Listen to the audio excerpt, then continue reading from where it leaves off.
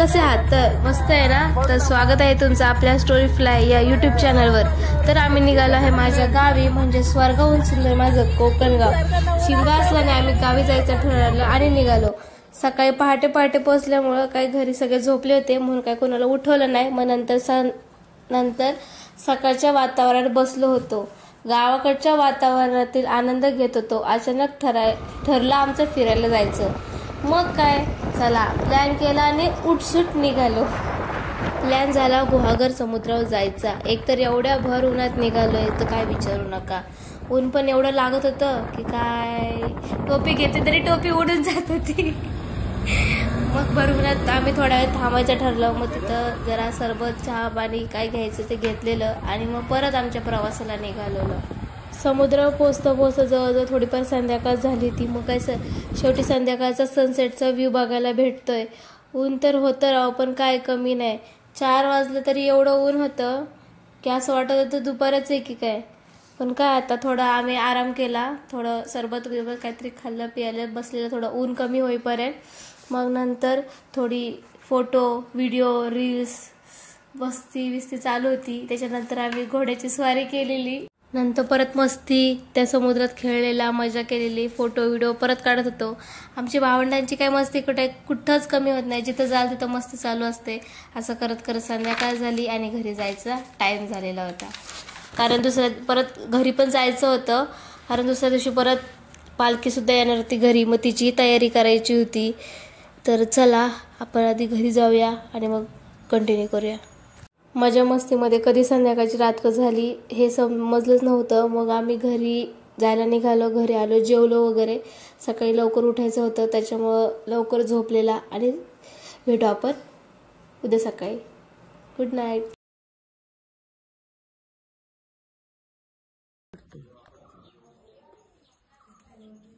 लय पाणी झालं मम्मी.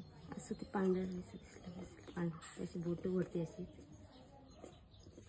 सुनेची रांगोळी का काढतात? सुनेची कशी राहते. इधर झाकण बसव. हा कप पण नाही.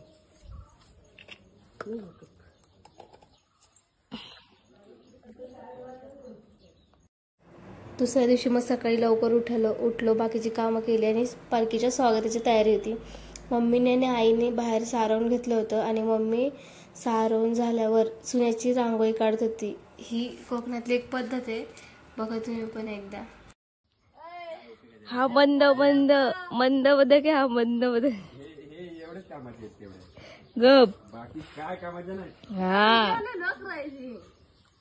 बोलायचं काम आहे. बोलून तर चालतंय, बोलल्याशिवाय चालत नाही. माझं आता चाललंय. काय कामाचं नाही. गप रे. Ignore direct. काय उपयोगाचं नसते, फक्त बोलायचं कामाचं. बर. आम्ही शेवट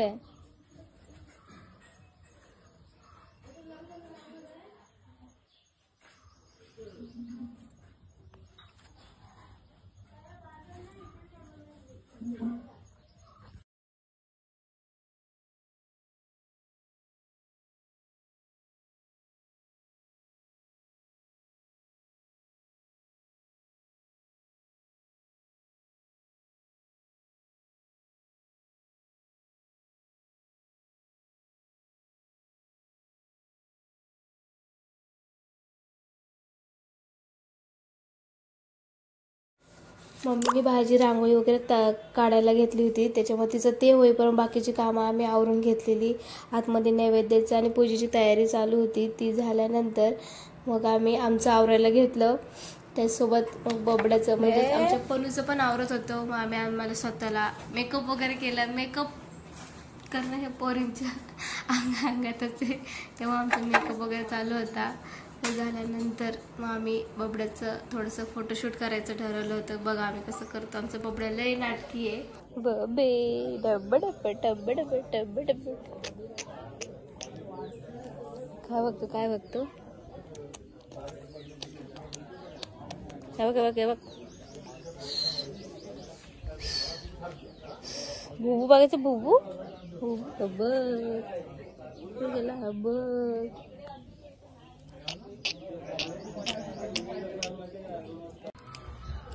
इकडे इकडे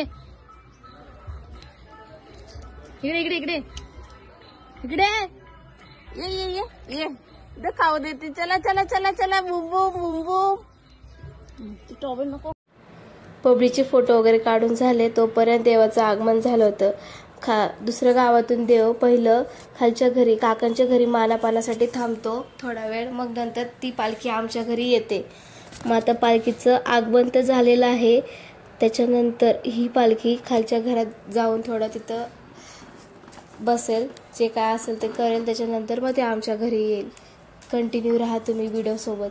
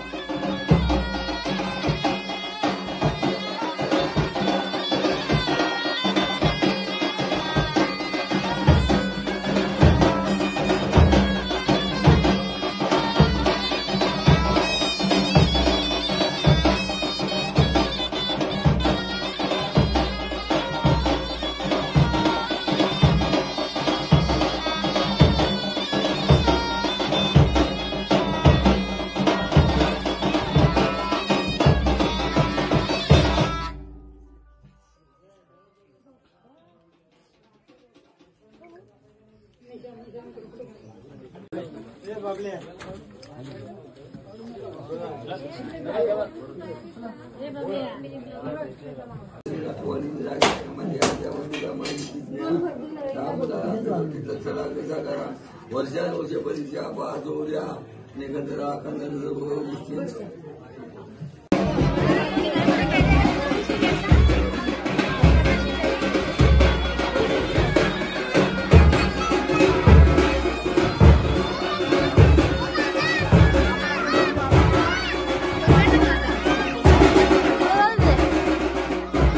नंतर आमची 4-5 घरं झाली की मंदिराच्या आवारात देवाच्या पालखीला नाचवलं जातं.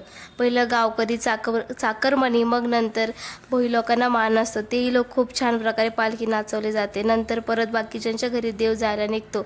जगात कुठेही नाही असं,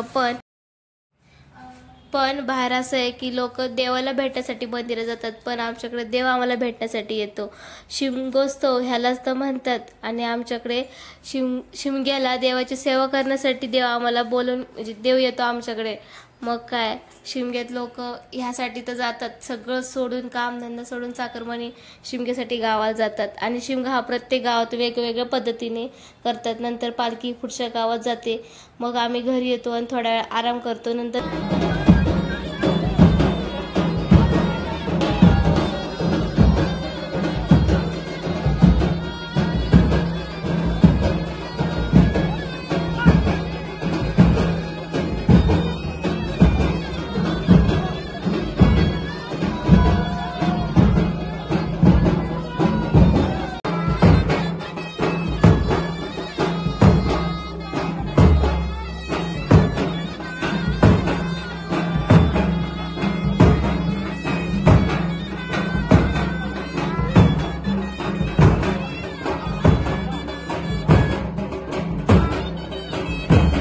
संध्याकाळी मामाच्या घरी जाण्यासाठी निघतो, कारण दुसऱ्या दिवशी मामाकडे सुद्धा पालखी असते. म्हणून आम्ही मामासोबत घरी जायला निघतो. आपण भेटू उद्याच्या ब्लॉगमध्ये. हा ब्लॉग कसा वाटला ते मला कमेंट बॉक्समध्ये सांगा. व्हिडिओला लाईक, शेअर, कमेंट्स करायला विसरू नका आणि शेअर करायला तर बिलकुल विसरू नका. तुमचे अनुभव काय असतील ते मला कमेंट्समध्ये सांगा आणि आपल्या बाकीच्या मंडळींनाही कळू द्या. तर चला भेटू आपण पुढच्या ब्लॉगमध्ये. बाय, धन्यवाद, थँक्यू.